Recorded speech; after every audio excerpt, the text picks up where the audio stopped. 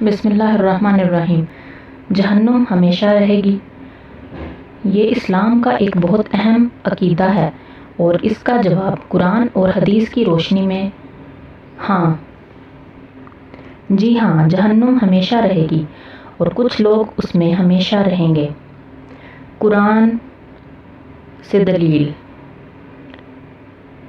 خالدین فیہا ابدا، وہ لوگ ہمیشہ اس میں رہیں گے۔ ابیڈن کا مطلب ہے ہمیشہ، یعنی کوئی ختم ہونے کا وقت نہیں۔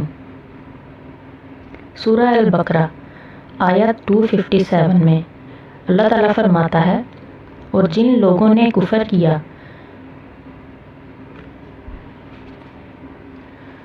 ان کے ولی طاغوت ہیں اور وہ آگ جہنم کے ساتھی ہیں، وہ اس میں ہمیشہ رہیں گے۔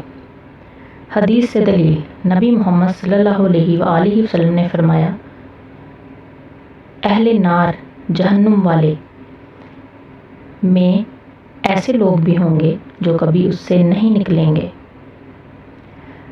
لیکن ہر کوئی ہمیشہ نہیں رہے گا۔ اسلام میں دو قسم کے لوگ جہنم میں جائیں گے: کفر یا منافق جو اللہ کا انکار کریں، یہ لوگ ہمیشہ جہنم میں رہیں گے، ان کا عذاب کبھی ختم نہیں ہوگا۔ گناہ گار مسلمان جو ایمان والے ہیں لیکن گناہ گار ہیں، اگر اللہ نے چاہا تو انہیں عذاب دیا جائے گا، پھر نہیں نکالے جائیں گے، یا اللہ انہیں معاف بھی کر سکتا ہے بنا عذاب کے۔ حدیث: جس کے دل میں ایک رتی بھر ایمان ہوگا وہ آخر میں جہنم سے نکال لیا جائے گا۔ کیا جہنم کبھی ختم ہو جائے گی؟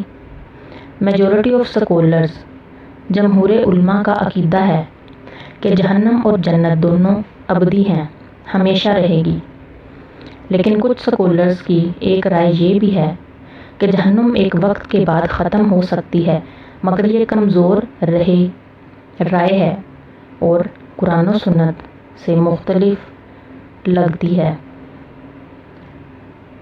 امید اور خوف کا تقاضا: جنت کی امید رکھیں مگر جہنم کا ڈر بھی ضروری ہے۔